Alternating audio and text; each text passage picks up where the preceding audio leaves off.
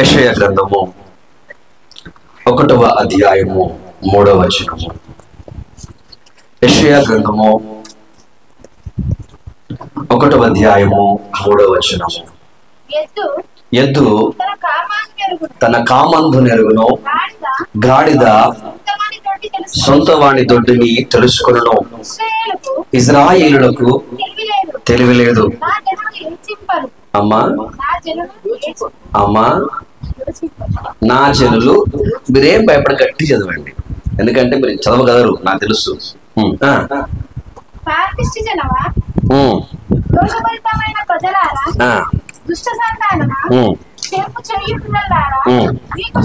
చాలు.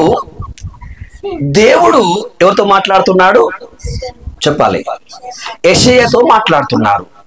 ఎవరిని గురించి మాట్లాడుతున్నాడు అంటే ఇజ్రాయేలు ప్రజలైనటువంటి దేవుని ప్రజల కోసం మాట్లాడుతున్నాడు. ఇజ్రాయేల్ ప్రజలు ఎవరు? దేవుని ప్రజలు. అక్కడ ఏమన్నాడు? ఎద్దు తన కామందును ఎరుగును. ఏమేరంట? కాడి. కామందు అంటే ఏంటి? కాడి. ఇప్పుడు మనందరం కూడా, మనందరికి వ్యవసాయం పనులు తెలుసు కనుక ఆ దున్నే కాలం లోపట ఆ వ్యవసాయం చేసినట్టు ఆ యజమాని ఆ కాడి అలా లేపగానే ఎద్దు ఏం చేస్తుంది తెలుసా మీకు? ఏం చేస్తుంది? తన మెడను ఆ కాడి కిందకి పంపించేస్తుంది అంతే. అంటే యజమాను కాడి లేపగానే అది ఆయన మోసం అనుకోవట్లేదు. అది ఎద్దు. అది మన వాళ్ళే మాట్లాడదు, అది మన వల్లే వంటలు చేసుకోదు, అది మన వల్లే బిర్యానీ తినదు. అయినప్పుడు దానికి ఏముంది? खाता क्या? चिकन बिरयानी मटन बिरयानी खाना ही खाते. హల్లెలూయా. आमिष पूरा खाते, హల్లెలూయా, खाते पीते ఎంజాయ్ भी करते, కానీ ఏం లేదు, ఇంట్లో తెలివి లేదు. హల్లెలూయా. సరే మంచిది. ఇప్పుడు ఒక మనిషి కాడి లేపగానే ఎద్దుకు ఏమర్థమైంది అంటే ఆయన కాడిని లేపింది ఆయన కోసం కాదు, అది నా కోసమే లేపిండు అని దీనికి అర్థమైంది. ఒక మూగ పశువుకు అర్థమైపోయింది. నెంబర్ 1. నెంబర్ 2 ఏంటి అంటే గాడిద సొంత దొడ్డిని తెలుసుకున్నాను. నాకు తెలిసి మనం కూడా ఇప్పుడు గాడిద కరువైపోయినాయి, కానీ ఒకప్పుడు బాగా గాడిదలు ఉంటుండే. కానీ ఏ యజమాని కూడా గాడిదకి మంచి ఆహారం పెట్టాడు. నిజమా కాదమ్మా? పెడతాడు ఎవరైనా? గాడిదకి మంచి ఆహారం పెట్టరు. దాన్ని ఏం చేస్తారు? పెంటల మీద అక్కడ వదిలేస్తారు. నిజమా కదా? వదిలేస్తా తిరిగి తిరిగి తిరిగి తిరిగి. ఇంకోటి తెలుసా, 2 కాళ్ళకి మళ్ళీ ఏమేస్తాడు? బంధాలు వేస్తాడు, తాళి కట్టి వదిలేస్తాడు అనమాట. అది తిని తిని తిని తిరిగి తిరిగి తిని సాయం చేస్తుంది, మళ్ళీ ఇంటికి వస్తుంది. మరి ఇంటికి వస్తే మళ్ళీ ఫ్యాన్ ఉందా? ఇప్పుడు మీకు తెలుసు అది గోశాల ఇప్పుడు ఫామ్ అంటారు కదా, బర్రెల ఫాము. ఈ ఫేమస్ అంటే ఆ ఫామ్ లో ఫ్యాన్ పెడతారు, ఎందుకని? దోమలు కరవకుండా. ఇప్పుడు ఈ గాడిద వచ్చిందని ఈ గాడిద యజమాని మన ఫ్యాన్ పెడతాడా? మంచి దానం. ఇప్పుడు ఎద్దులకు పశువులకు ఇప్పుడు ఇల్లు కూడా పెడుతున్నారు. దానికి బర్రెలకు మంచి దానం పెడతారు. బర్రెల మీద ప్రేమతో రాండో చెప్తానా? నిజమా కాదా? మీరు బర్రెలకు దానం పెట్టదు బర్రెని ప్రేమతో కాదు. ఎందుకని? అది నేను చెప్పిన ముందు వీళ్ళు మంచి మనసు ఉండాలని. నాకు అన్ని తెలుసు. వీళ్ళను బర్రెలను ప్రేమించి మంచి దానం పెడతా. ఎంత దానం పెడితే అన్ని పాలు పిత్తుకోవచ్చు.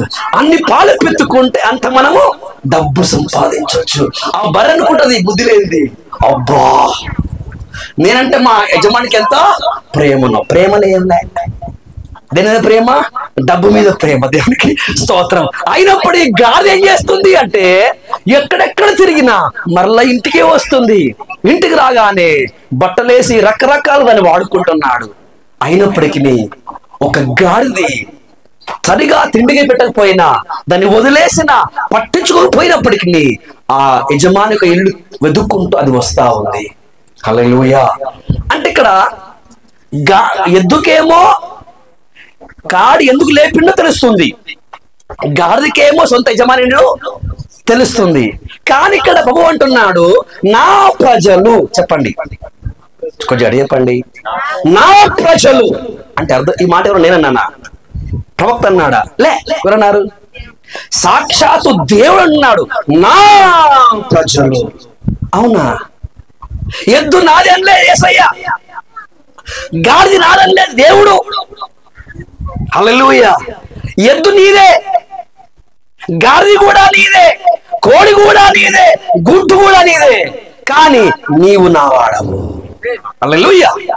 ఓ సిస్టర్, ఓ బ్రదర్, ఎద్దు నీదే, బర్రె నీదే, కారు నీదే, బిల్డింగ్ నీదే, అన్ని నీదే, కానీ నీవు ఎవరు? నీవు ఎవరు అంటే నువ్వు దేవుని వాడవంట. ఎవరు? నువ్వు దేవుని వాడవంట. కానీ కర్మ ఏంటంటే ఎద్దుకున్న బుద్ధి, గాడిదకున్న బుద్ధి చెప్పరేంటి? హల్లెలూయా. మనిషికి లేదు. ఇప్పుడు మరి మనుషులు ఎవరు? అమెరికాలో ఉంటారా? ఆస్ట్రేలియాలో ఉంటారా? హైదరాబాద్లో ఉంటారా? మరి మనుషులు అంటే ఎవరు? ఏమన్నారంటే మీరు? మనుషులు అంటే ఎట్లుంటారు? మనమే మనుషులం. హల్లెలూయా. కాబట్టి మాట్లాడేది వాడి కోసం అనుకోకు. నువ్వు మనిషి అయితే నీ కోసం అనుకో. లేదు నేను కోడినో గొర్రెనో మేకనంటే తీసేం చేసేయి. నేను మనిషిని అంటే ఈ రోజు ఈ మధ్యాహ్న కాలం వస్తున్న ప్రతి మాట నీకోసమే. లేదు నేను మనిషిని కాదనుకుంటే ఈ సంబంధమే లేదు. ఈ మీటింగ్ సంబంధమే లేదు. దేవుడికి స్తోత్రం. సరే, ఇప్పుడు దేవుడు తన బాధను, తన వేదనను ఒక మనిషితో మాట చెప్పుకుంటున్నాడు. హల్లెలూయా. ఒక మాట తెలుసా? భర్తకు బాగా బాధ ఎవరితో పంచుకుంటారు? భార్యతో.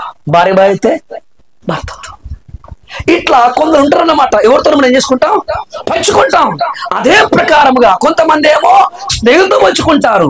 ఇప్పుడు సాక్షాత్తు దేవుడు, హల్లెలూయా. నోటి మాట ద్వారా సకల లోకమును నిర్మించినటువంటి ఆ దేవుడు తన కడుపులోని తన మనసులోని బాధను వేదనను ఒక సామాన్యమైనటువంటి యెషయాతో మాట్లాడుతున్నాడు. హల్లెలూయా. ఓ ప్రవక్త గారు, ఓ యెషయా, ఎద్దును చూడు, యజమాని కాడి లేపగానే అది తలబెడుతుంది. ఈ గాడిదను చూడు, వాడు ఫ్యాన్ వేయట్లా, వాటిని కడగట్లేదు, దాని వేయట్లేదు, వదిలేస్తే అక్కడక్కడ తిరిగి మరలా ఈయన పని చేస్తుంది. ఈ బట్టలు మోస్తుంది, ఉప్పులు మోస్తుంది, కుండలు మోస్తుంది. వాడు ఏం పని చెప్పినా ఓ అనకుండా అది చేస్తుంది. కానీ ఎద్దుకున్న తెలివి, గాడిదకున్న బుద్ధి నా ప్రజలకు లేదే.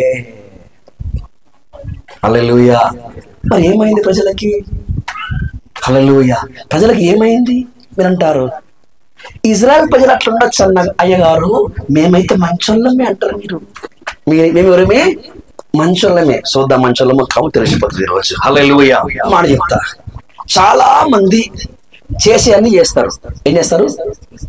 చేసేటన్నీ చేస్తారు. తర్వాత పాస్టర్ గారు, మా తలరాత ఇట్లా ఉన్నది, అట్లయితుంది. ఏం దేవుడో ఏమో. ఏంటి అన్నవా లేదా? ఈ మాట అన్నోళ్ళు ఇక్కడ ఎవరు కొడుకులేరు. ఈ మాట అన్నోళ్ళు ఇక్కడ కొడుకులేరు. ఏం దేవుడో ఏమో, నా తలరాతను ఆయన ఇలాగా రాసి పెట్టాడు, అది అలాగనే జరుగుతుంది అన్నమా లేదా? ఏమన్నారు చూడు, అందరూ బుద్ధిమంతులా కూర్చుంటున్నారు. హల్లెలూయా. కానీ ప్రతి ఒక్కరు చెప్పిన మాట ఏంటంటే, నా తలరాత ఇంతే, నా బ్రతుకుని ఎవడు బాగు చేయలేడు, నా కుటుంబాన్ని ఎవడు బాగు చేయలేడు, నా భర్తను ఎవడు బాగు చేయలేడు, నా పిల్లల్ని ఎవడు బాగు చేయలేడు, మా బతుకింతే, నా తలరాత ఇంతేనని ఎన్నిసార్లు గునుక్కున్నావో, సనుక్కున్నావో, అలిగావో. హల్లెలూయా. సరే ఒక మాట చెప్తా. దేవుడు చాలా మంచివాడు. దేవుడు ఎవరు? చాలా మంచివాడు. కానీ ప్రభు అంటున్నాడు, నీకు తెలివి లేక నా ప్లాన్ నీకు అర్థమవుతలా. మీకు అర్థమైందా? దేవుని ఆలోచన, దేవుని ప్రణాళిక, దేవుని ప్రత్యక్షత నీకు అర్థం కావట్లేదు కనుక నీ తర్వాత నీకు అర్థం కావట్లేదు. ఉదాహరణకు ఇక్కడ ఇప్పుడు నేనున్నాను అనుకోండి, నాకు ఇంగ్లీష్ రాదు. నాకేం రాదు? ఇంగ్లీష్ రాదు. అప్పుడు ఈ ఎలిషా అనేటువంటి సహోదరుడు ఒక చెక్ ఇచ్చిండు నాకు. టక్కడకు రాసి ఒక పేపర్ ఇచ్చేసిండు. ఏంటి తమ్ముడు అన్న చెక్ అన్నాడు. ఏం చెక్కాలి? ఏమన్నాడు? చెక్ అన్నాడు.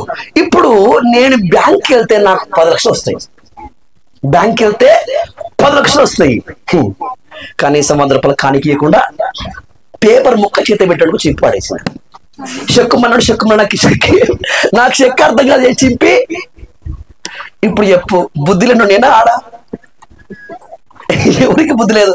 నాకు ఆయనక చెప్పరేంటి? ఇప్పుడు తలరాత నేను మర్చుకుని ఆయన మర్చింది నా తలరాత. మా అన్న సేవ చేస్తూ అన్ని వసతులు లేక బాగా కష్టపడుతుండు అని చెప్పేసి రూపాయి జమ చేసుకొని ఒకేసారి 10 లక్షలు నాకు ఇస్తే నేను చించి పడేసి నా తలరాత ఇంతే, మా తమ్ముడిని పట్టించుకోలేదంటే నాకంటే ఇప్పుడు కూడా లేడు. హల్లెలూయా. కాబట్టి ఈ రోజు నా తలరాత ఇంతే అని అంటున్నావంటే నీకు దేవుడు అర్థం కాదా? దేవుని ప్లాన్, దేవుని యొక్క ప్రణాళిక నీకు అర్థం కాలేదు. దేవుని స్వరము వినని చెవిటివాడు నీవు. హల్లెలూయా. ఒక వ్యక్తికి దేవుని ప్రణాళిక అర్థమవుతే వారి జీవితం చాలా గొప్పగా ఉంటుంది. హల్లెలూయా. మంచిదండి. సరే, మీకు అర్థం కాదు చెప్తాను. ఒక గాడిదను గూర్చి దేవుడు గొప్ప ప్లానింగ్ చేశాడు. మీకు తెలుసు, మొన్న అయిపోయింది తెలుసా మీకు? మట్లాదివారం, ఏ ఆదివారం చేసే ఉంటారు మీరు. పాస్టర్ గాడిదెక్కి తిరిగే ఉంటాడు. సరే, ఇది యేసు ప్రభుల వారు శరీరధారి లోకం ఉన్నప్పుడు ఇది మన గాడిద పిల్ల మీద ఎక్కి యెరూషలేము మందిరానికి వస్తూ ఉంటాడు. అలా వస్తున్నప్పుడు అటువైపు ఇటువైపు వందలాది మంది ఆ యొక్క కొమ్మల్ని పట్టుకొని ఓసన్నా జయము ఓసన్నా జయం అని చేస్తుంటారు, అరుస్తా ఉంటారు. కొంతమంది అంటారు పెద్ద మనుషులు, మీ శిష్యులు ఏం చేస్తున్నారు, గట్టి కేకలేస్తున్నారు, మౌనం ఉండమని చెప్పు అంటారు. అప్పుడు యేసయ్య అంటాడు, వీరు మౌనంగా ఉంటే రాళ్ళు ఏం చేస్తాయి, కేకలు వేస్తాయి. ఈ ప్రకారం గాడి మీద ఆయన ఊరేగింపుకొని యెరూషలేము మందిరానికి వస్తాడు.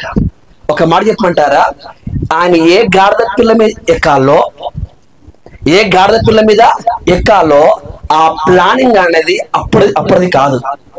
తెలుసా మీకు?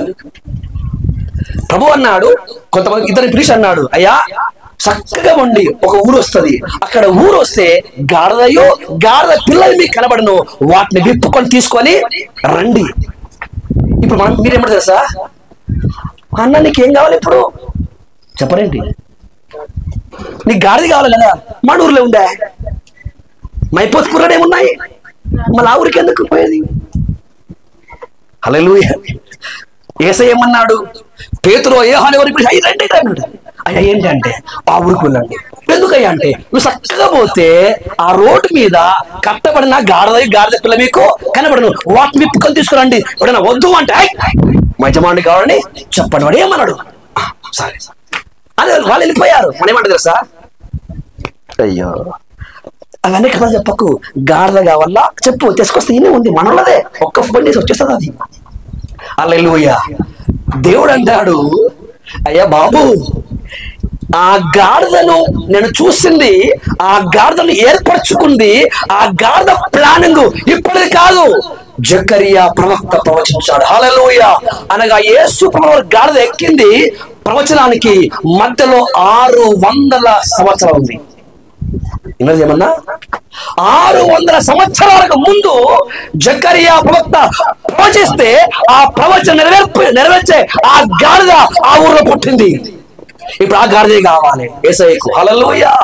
అనగా తాను ఏ గాడిదపై ఎక్కాలో అది 600 సంవత్సరాల ముందే ఒక ప్లానింగ్ ఉంటే, తన పోలికలో తన స్వరూపములో నిర్మించుకునే పట్ల ఒక ప్లాన్ లేదా ఉంది. కానీ గాడిదకి అర్థమైంది, నీకు అర్థం కావట్లా. అందుకే ప్రభు అంటున్నాడు, గాడిద ఏం చేస్తుంది, సొంత ఇంటిని తెలుసుకుంటుంది, కానీ నా బిడ్డలకు ఏం లేదంట, తెలివి లేదు. ఒక మాట చెప్తా, టైం లేదంటే స్పీడ్ వెళ్ళిపోతున్నాను. ఇప్పుడు నా తలరాత ఇంతే అంటే కూడా చెప్తున్నా. బైబిల్లో ఒక ఆయన ఉన్నాడు, ఆయన పేరు సంసోన్. చెప్పండి ఒకసారి, సంసోన్ అంటే ఆయన కారణ జన్ముడు. చెప్పండి కొంచెం గట్టిగా. సంసోన్ ఎవరు? కారణ జన్ముడు. ఒరేదాని ముట్టకు. సంసోన్ కారణ జన్ముడు. ఎందుకు ఈ మాట అంటే, ఇప్పుడు మిమ్మల్ని అడుగుతున్నాను, మీరు అంటే మీ కొడుకు బిడ్డ పుట్టకంటే ముందే కొడుకు బిడ్డను పుట్టినది తెలుసా? అడుగుతున్నా, అడగల. మీ కొడుకు బిడ్డ పుట్టారు, వాళ్ళు పుట్టకంటే ముందే మీరు ఇంకా ప్రెగ్నెంట్ కాక మునిపే కొడుకో బిడ్డను పుట్టడం తెలుసా? తెలియదు. ఎందుకని? ఎవరొకరు పుడతారు, పెళ్ళైంది కాబట్టి ఎవరొకరు పుడతారు, ఎవరు పుట్టినా మంచిదే. కానీ ఇక్కడ సంసోనుకు మనం చూసినట్లయితే, సంసోను పుట్టక మునిపే సంసోను తల్లితోని దేవుడు మాట్లాడతారు. అమ్మా నీవు ఈ సంవత్సరం గర్భవతి అవుతావు, అతనికి సంసోను నామకరణం చేయాలి. ఇంకో మాట ఏంటంటే, ఈ రోజు మొదలుకొని ఎప్పుడు ఏం చేయొద్దు, పాప సంబంధమైంది మత్తు సంబంధం నేను కూడా ఏం చేయదు, నువ్వు తాగొద్దు. అంత మాత్రం కాకుండా ఆ కుమారుడు పుట్టిన తర్వాత కూడా అతని తలపైన మంగళ కత్తి పెట్టరాదు, అపవిత్రమైనది కూడా తినిపించకూడదు. అంత మాత్రం కాకుండా ఈ ద్రాక్షారసం లాంటి మద్యము ఏదో కూడా తనకి ఇవన్నీ ఎప్పుడు చెప్పారు? పుట్టినాక పుట్టక ముందరా? కొంచెం గట్టిగా. కడుపులోకి వచ్చింది సంసోను? రాలే. సంసోను పుట్టలే, ఇంక గర్భంలోకి రాకమునిపే ఆయన పేరు డిక్లేర్ అయిపోయింది. హల్లెలూయా. దాని తర్వాత ఆయన ఎలా పెరగాలో డిక్లేర్ అయిపోయింది. 2, 3 తెలుసా? ఆయన పరిచర్య కూడా ఏమైపోయింది? ఎవరి పరిచర్య? సంసోను పరిచర్య కూడా డిక్లేర్ అయిపోయింది. ఏంటి ఆ పరిచర్య అంటే, ఇదిగో నా ప్రజలు ఇశ్రాయేలులు ఆ యొక్క ఫిలిస్తు దేశంలో ఎట్టున్నారు, వాళ్ళు బానిసలుగా ఉన్నారు, వారిని విడిపించే పరిచర్య నీ కొడుకు అప్పగించబోతున్నా. హల్లెలూయా. అర్థమైందా? సంసోన్ పుట్టక ముందే కుమారుని ఇస్తాను ఫిక్స్ అయింది, పేరు ఫిక్స్ అయిపోయింది. దాని తర్వాత ఏం ఫిక్స్ అయింది? పరిచర్య కూడా ఫిక్స్ అయిపోయింది. హల్లెలూయా. కానీ ఇప్పుడు సంసోను పుట్టాడు, పెద్దగా అయిపోయాడు, చాలా దేవుని పక్షంలో గొప్ప గొప్ప కార్యాలు కొంచెం కాలం చేశాడు. హల్లెలూయా. ఆ వయసు వచ్చేంత మట్టుకు తల్లి మాట తండ్రి మాట చాలా శ్రద్ధగా విన్నాడు. కానీ కొంచెం ఏమొచ్చేసింది? యవ్వన, చెప్పండి కొంచెం, యవ్వన దశ వచ్చేసింది. ఇప్పుడు యవ్వనస్తులందరూ ఒకటే కోరిక, మేరకు హోనా షాదీ పోతా ఇచ్చి, నాకేం కావాలి? పెళ్లి కావాలి. ఆ అమ్మాయి కూడా నేను అనుకున్న జుట్టే ఉండాలి, నేను అనుకున్నటువంటి కలరే ఉండాలి, నేను అనుకున్నటువంటి పనులే ఉండాలి. యాజ్ ఇట్ ఈస్ అలా ఉంటేనే. ఇప్పుడు తిరుగుతుంటాడు దేశ దిమ్మర్లాకి గారు. ఏం చేస్తాడు? దేశ దిమ్మర్లా కాలేజీలు, హాస్టళ్ళు, ఇంకేమంటారు, పార్కులు తిరుగుతాడు. తిరగగానే వాడు అనుకున్నటువంటి ఏమంటారు ఆ పిక్చర్ అని కనబడుతుంది. కనబడగానే అది ఆ దయ్యమా భూతమా అని అక్కర్లా, కానీ అనుకున్నట్టుగా ఉందా లేదా? ఇప్పుడు దేవుడు అనుకున్న అమ్మాయి అనవసరం, కానీ నేను అనుకున్నట్టు ఉందా లేదా అవసరం. చూశాడు. ఈయన చెప్పేది ఎవరు? మీరు మంచోళ్ళు, నేను మీకు చెప్పట్లా, సంతకం చెప్తున్నా. అయితే చూశాడు, ప్రేమించాడు. ప్రేమించి అప్పుడు తల్లి తండ్రి అన్నారు, అయ్యా అమ్మాయి మనకు వద్దు, అమ్మాయి మనకు వద్దు. ఎందుకంటే అమ్మాయి ఫిలిష్తీయురా, నువ్వు అమ్మాయిని పెళ్లి చేసుకుంటే నువ్వు వాళ్ళందరికీ ఏమవుతారు? బంధువులు అవుతారు. ఫిలిష్తీయులు దేవుని ప్రజలను హింసిస్తున్నారు, బాసులుగా చేశారు కనుక వారిని విడిపించని వల్ల కాదు కనుక వద్దు అని తల్లి తండ్రి ఎంతగా చెప్పినా సంసోనుకు అర్థం కావట్లేదు. ఎందుకో? ఉడుకు రక్తం. చెప్పండి, ఈ ఉడుకు రక్తం తల్లిని ఎదిరిస్తుంది, తండ్రిని ఎదిరిస్తుంది. చివరికి తండ్రి ఒప్పుకోకపోతే లేచిపోయి పెళ్లి, లేదంటే ఉరేసుకుంటారు. కానీ ఉడి మాట వినడు. ఎందుకు? ఉడుకు రక్తం. హల్లెలూయా. సంసోన్ అలాగనే. సరే, మొత్తం మీద పెళ్లి అయిపోయింది. పెళ్లి అయిపోయిన తర్వాత ఇప్పుడు సంసోన్ మరణం చెప్తున్నాను. సంసోన్ మరణం చేస్తున్నాను. బట్టలు ఈ కాళ్ళు చేతులు కట్టేశారు. ఎవరి? సంసోను కాళ్ళు చేతులు కట్టేసి ఇలాంటి సువ్వలు, ఇలాంటి 2 సువ్వలు బాగా నిప్పులో కాల్చి కాల్చి కాల్చి ఎర్రగా అయిన తర్వాత 2 కళ్ళను పొడి చేశారు. 2 కళ్ళను పొడి చేశారు. బట్టలు ఉడదీశారు. అతన్ని బంధించి ఫిలిష్తీయులు మొత్తం పండగ చేసుకుంటున్నారు. హల్లెలూయా. అడుగుతున్నాను, దేవుడా ఈ రాత రాసింది? చెప్పండి. సంసోను కోసం దేవుడు రాసిన రాత ఇదే కాదు కదా? సంసోను వస్తుందంటే ఫిలిష్తీయులు దగడగొట్టాలి. అటువంటి అభిషేకము, అటువంటి ధైర్యము, అటువంటి రోషమును పుట్టక ముందే సిద్ధపరిచి ఉంచాడు. హల్లెలూయా. ఇప్పుడు దిగంబరంగా ఉన్నాడు, గుడ్డివాడిగా ఉన్నాడు. ఒక ఎద్దులాక, ఒక గాడిదలాక గానుగను చెప్పుతున్నాడు. ఓ సంసోన్, నీ పట్ల దేవుని ప్లాన్, దేవుని ప్రణాళిక ఇది కాదు, ఇది కాదు. హల్లెలూయా. నీకున్న దేవుని శక్తి సింహాన్ని చీల్చే శక్తి. హల్లెలూయా. అలాంటి శక్తి, అలాంటి అభిషేకం కలిగి నువ్వేం చేస్తున్నావు? దిగంబరంగా ఉన్నావు, గుడ్డివాడిగా ఉన్నావు, ఒక పశువు వలె గానుగ తిప్పుతున్నావు. ఇది దేవుని ప్లాన్ కాదు. దేవుని ప్రణాళికను వదిలేసి తనకు తానుగా ఒక ప్లాన్ వేసుకున్నాడు. అలా చచ్చిపోయాడు. ఘోరాతి ఘోరమైనటువంటి మరణం సంసోను దొరికింది. ఇప్పుడు చెప్పండి, ఇప్పుడు ఇలా చనిపోవడానికి, ఇలా దిగంబరంగా అవ్వడానికి కారణం దేవుడా సంసోనా? చెప్పాలి, సంసోన్. ఇంకో మాట గుర్తు చేస్తాను. ఇదే లెక్కలు చూస్తే జకరియా ఎలిజబెత్ మనకు కనబడతారు. ఈ జకర్యా ఎలిజబెత్ కూడా దేవుడు ఇట్లాగా మాట్లాడతాడు. చివరికి ఎవరు పుడతారు? యోహాను గారు పుడతారు. హల్లెలూయా. యోహాను గారికి కొందరు అడుగుతారు, ఏంటయ్యా ఇంత గట్టిగా మాట్లాడుతున్నావు, నీ మాటలు మా గుండెలే అదురుతున్నవి ఏంటి అంటే, ఎవరు నువ్వు మెస్సయ్యవా? కాను. నువ్వు ఎవరు అంటే, అరణ్యంలో ఒక శబ్దము. హల్లెలూయా. యెషయా ప్రవచించినటువంటి ఒక శబ్దం.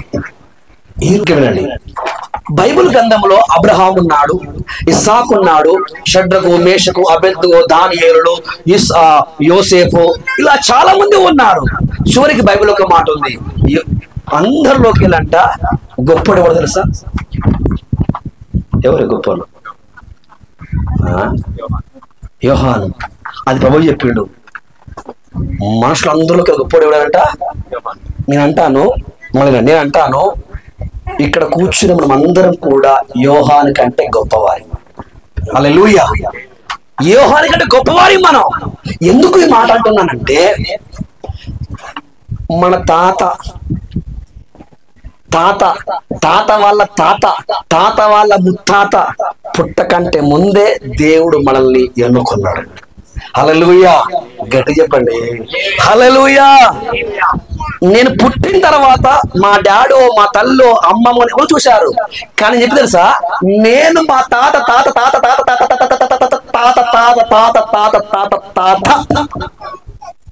పుట్టక ముందే దేవుడు నన్ను ఏర్పరచుకున్నాడు.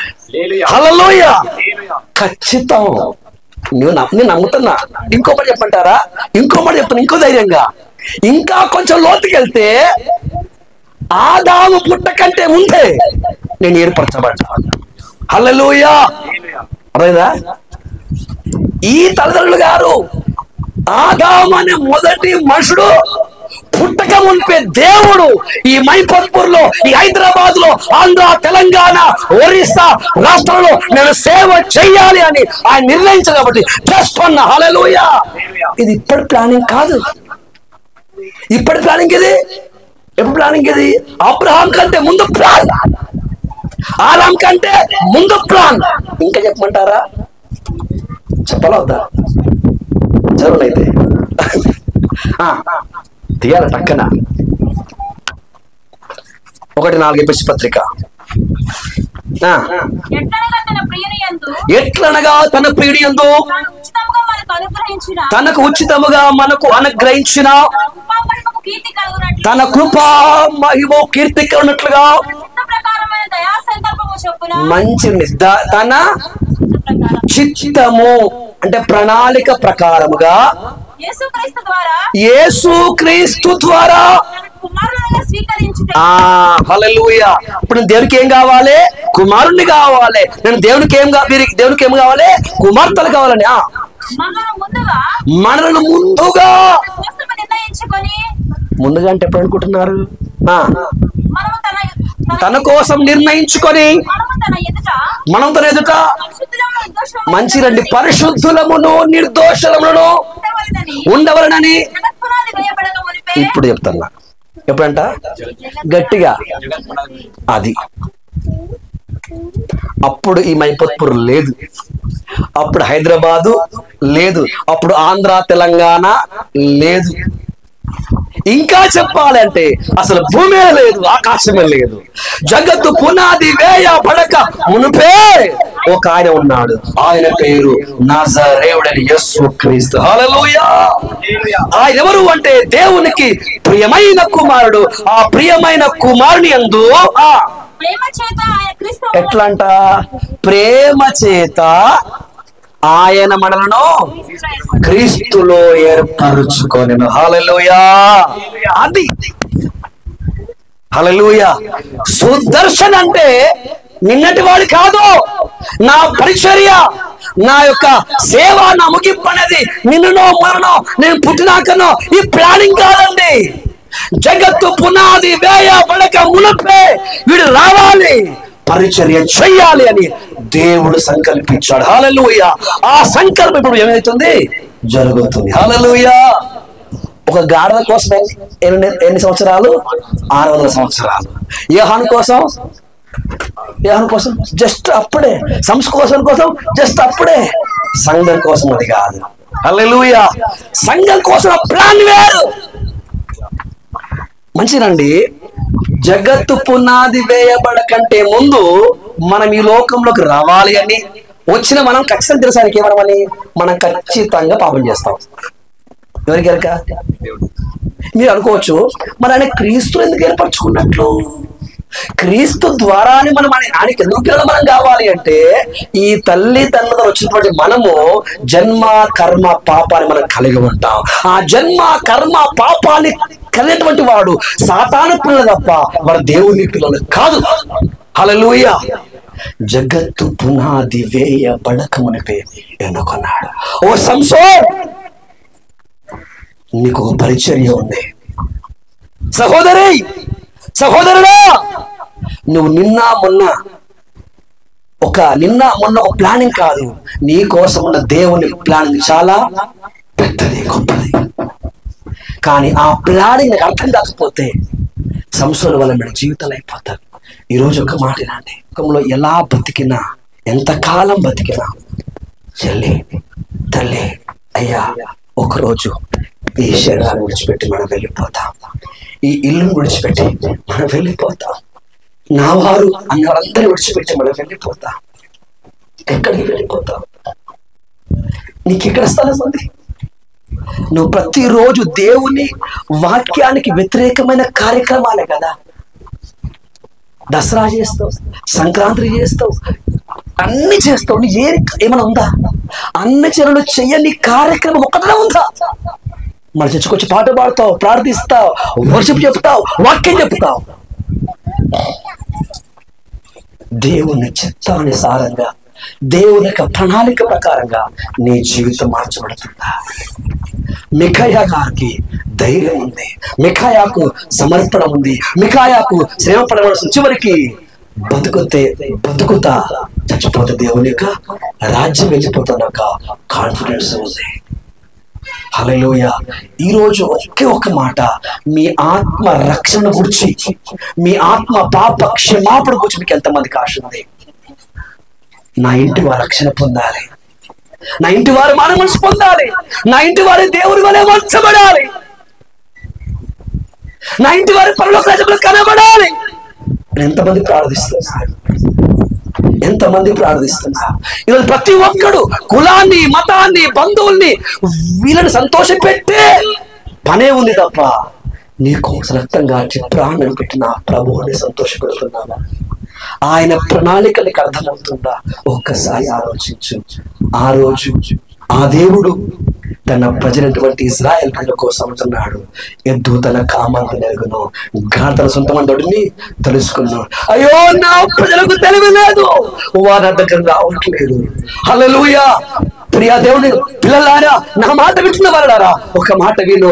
పాపాన్ని బట్టి ఏమొచ్చింది? లోపలికి మరణం వచ్చింది. పెట్ట మనమందరం పాపులము. సాతాను బట్టి ఏమొచ్చింది? ఇటు పెట్టుకోరా, ముందురా. సాతాను బట్టి ఏమొచ్చింది? పాపం వచ్చింది. పాపాన్ని బట్టి ఏమొచ్చిందంటే మరణం వచ్చింది. ఈ మరణం ఏంటి అంటే మండుచున్నటువంటి అగ్నిగుండము. ఇప్పుడు ఈయన పాట పాడినా, ప్రార్థించినా, బైబిల్ ట్రేడింగ్కి వెళ్ళి పాస్టర్ అయినా సరే, ఈయన పాస్టర్ అనే బిరుదు దొరికింది,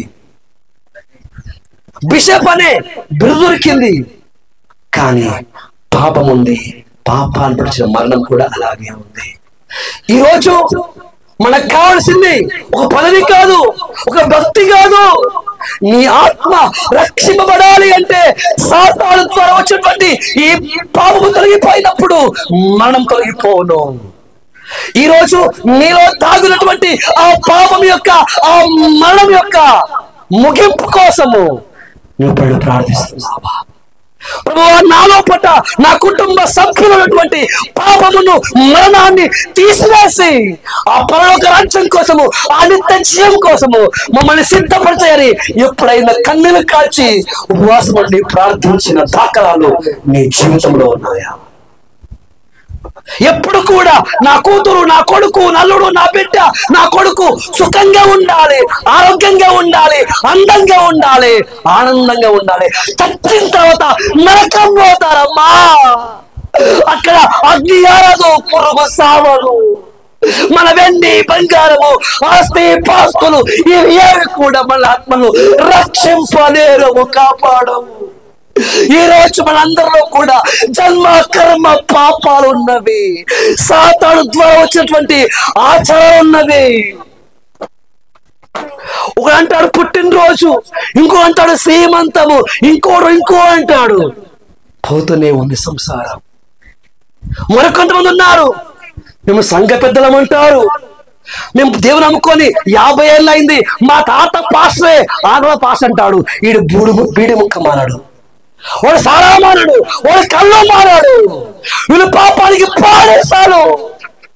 అయ్యో, మీరు పాపానికి బానిసలుగా ఉండి, పాపాలు మీ లోపల కలిగి ఉండి ఏ గుడికి వెళితే ఏమీ లాభము, ఏ పాసుతో ప్రాణం తెచ్చుకుంటే ఏమీ లాభము. చనిపోయిన మరో క్షణం మండుచున్న అగ్నిగుండములో ఉంటా. అమ్మా, అయ్యా, మరణించిన మరో క్షణం జగత్తు పునాది వేయబడక మునిపే ఆ తండ్రి నిన్ను చూశాడు, నిన్ను ఏర్పరచుకున్నాడు, ఈ లోకానికి పంపించాడు. తెలుసో తెలియకునో పాపము జరిగిపోయింది, అబద్ధము అయిపోయింది, ఇవన్నీ జరిగిపోయినవి. కనీసం ఈ మధ్యాహ్న కాలమైన ఈ సత్యవాక్యానికి, ఈ పాపాన్ని తీసివేసి, ఈ మరణాన్ని తీసివేసి, నీ ఆత్మకు జీవాన్నిచ్చే, నీ ఆత్మను వెలిగించే ఆ సత్యవాక్యానికి ఈ మధ్యాహ్నము చోటు. హల్లెలూయా. ఎప్పుడు ఎక్కడ ఎలా మరణించినా పరలోకం గ్యారంటీ. ఒక మాట వినండి, 400 మంది ప్రవక్తలు ఒకవైపు ఉంటే మికాయికి ఏం నొప్పండి, ఏం చెప్పొచ్చు కదా. ఆ 400 మాట వింటే నేను నరకం వెళ్ళిపోతా. 400 మంది కలిసి కొట్టినా, నన్ను చంపినా ఇదే జరుగుతుంది. ఒక మాట వినండి, నేను ప్రభువుని నమ్మింది డబ్బు కోసం కాదు, అధికారం కోసం కాదు, ఎంజాయ్ లైఫ్ కోసం కాదు. నా కోసం రక్తం కాల్చి ప్రాణం పెట్టిన ఆ ప్రభువును సంతోషపెట్టి, ఆయన్ను ప్రకటించి, ఆయన వరే మార్చబడి అక్కడికి వెళ్ళిపోవాలి. అది మరణమో జీవమో కీడో మేలో ఏమైనా కానీ ఈ లైఫ్ ఏదైతే ఉందో ఆ లైఫ్ అనేది 70 సంవత్సరాలు, 60 సంవత్సరాలు, మహా అయితే 100 సంవత్సరాలు అయినప్పటికీ మనం వెళ్ళిపోవాలి. ఎక్కడ వెళ్ళిపోతావు? నేను పరలోకం తీసుకొని పోయే ఆ జీవన దేవుడు నీలో ఉన్నాడు. 400 ప్రవక్తలు మేము యెహోవా ప్రవక్తలమని భాషలు మాట్లాడుతూ చెప్పారు, కానీ ఒక్కడు మాత్రం వద్దు అన్నాడు. ఈరోజు 400 మాట నమ్ముతావా? ఒక్కరి మాట నమ్ముతావు? అది నీ ఇష్టం. అమ్మలారా, ఎన్నెన్నో వీటి కోసం ప్రార్థించావు, వీటి కోసమని ఉపవాసాలు ఉన్నావు. మళ్ళా మీకు చెప్తాను, దేవా నీ చిత్తాన్ని బయలుపరచు, నీ చిత్తానుసారంగా బ్రతికే ఆ కృప, ఆ ధైర్యం, ఆ బలం నాకు దయచేయమని నువ్వు ప్రార్థించగలగాలి. హల్లెలూయా. ఒక మాట చెప్పి చేస్తాను, ఎప్పుడైతే మనం ప్రభులోకి వచ్చామో అప్పుడు ఏం చేస్తుందంటే ఈ పాపం వెళ్ళిపోతుంది, ఈ మరణం వెళ్ళిపోతుంది, ఈ జీవం నీలోకి వస్తుంది. కానీ చాలా మంది ఆరోగ్యాల కోసము, ఆస్తుల కోసము, పెండ్లీల కోసము, ఈ శరీర సంబంధమైనటువంటి ఆశీర్వాదాల కోరిక మాత్రమే ఉపవాసాలు, చర్చికి వెళ్ళడము, దశంభాగాలు, కానుకలు ఇవన్నీ చేస్తున్నారు. కానీ అమ్మది కాదు, సాక్షాత్తు ఆ దేవుడే ఈ లోకానికి వచ్చాడు. 3 మేకులపై గొల్గొతా కొండలో రక్తం కార్చి ప్రాణం పెట్టాడు. ఆయన దిగంబరిగా వేలాడుచాడు. ఎందుకో తెలుసా? నీ జన్మ కర్మ పాపాన్ని తీసివేసి చచ్చిపోయినటువంటి నీ ఆత్మ బ్రతికించి నిన్ను పరిశుద్ధపరిచి నీకు పరలోక రాజ్యాన్ని ఇవ్వడానికి. హల్లెలూయా. అయితే చివరి మాట ఏంటంటే, దేవుడు నీ పట్ల గొప్ప సంకల్పమును కలిగి ఉన్నాడు. ఎందుకు తెలివి ఉంది, గాథకు బుద్ధింది, కానీ ఈరోజు వరకు నీ ప్రణాళిక నేను తెలుసుకోలేని అజ్ఞానిగా ఉన్నాను. కాబట్టి ఈరోజు మీ చిత్తానికి, మీ ప్రణాళికకు నా జీవితాన్ని అప్పగిస్తాను. అప్పగిద్దామా? రెండు కళ్ళు మూసుకుని తెల్లవంచండి, ప్రార్థన చేసుకుందాం. నేను సత్యం చెప్తున్నాను, 20 సంవత్సరాలుగా నా బ్యాంక్ బ్యాలెన్స్ జీరో. నా బ్యాంక్ బ్యాలెన్స్ జీరో. రూపాయి సంపాదించలేదండి. కారణం, ప్రభు కోసం దెబ్బలు తిన్నాను, అవమానం తిన్నాను, తిట్లు తిన్నాను, కొన్నిసార్లు దిగంబరంగా ఉన్నాను, అనేక పర్యాయాలు నేను ఆకలితో ఉన్నాను. నేను కూడా సర్దుబాటు చేస్తే, సత్యవాక్యాన్ని వదిలేస్తే నేను కూడా లగ్జరీ లైఫ్ వచ్చు. కానీ నేను ఒక తీర్మానం తీసుకున్నాను, నా సేవ మిఖాయ వలె ఉండాలి, నా సేవ బాప్టించే వాళ్ళ వలె ఉండాలి. ఈరోజు ఈ దైవికమైనటువంటి సేవలోనికి, ఈ పరలోక సేవలోనికి ఎంతమంది వస్తారు? హల్లెలూయా. ఈ దెబ్బలు తినే సేవ, చేదు కూరలు తినే సేవ, పాసిపోయిన అన్నము తినే సేవ, నడుచుకుంటూ సేవ చేసే సేవ, రోడ్ల మీద కేకలు వేసే సేవ, ఇది పరలోక రాజ్యాన్ని సంపాదించే సేవ, ఆత్మల్ని రక్షించే సేవ. ఇది నాకు కావాలని వారు ఎంతమంది ఆశపడుతున్నారు. నేను ప్రార్థన చేసుకుంటున్నాను. హల్లెలూయా. దయగల మా తండ్రి, ఇదే రక్షణ దినము, ఇదే అనుకూల సమయము. నిన్ను ప్రేమించిన యేసయ్య నీ పాప క్షమాపణ కొరకు, నిన్ను పరిశుద్ధపరచడానికి కరుణా దెబ్బలు తిన్నాడు తమ్మా.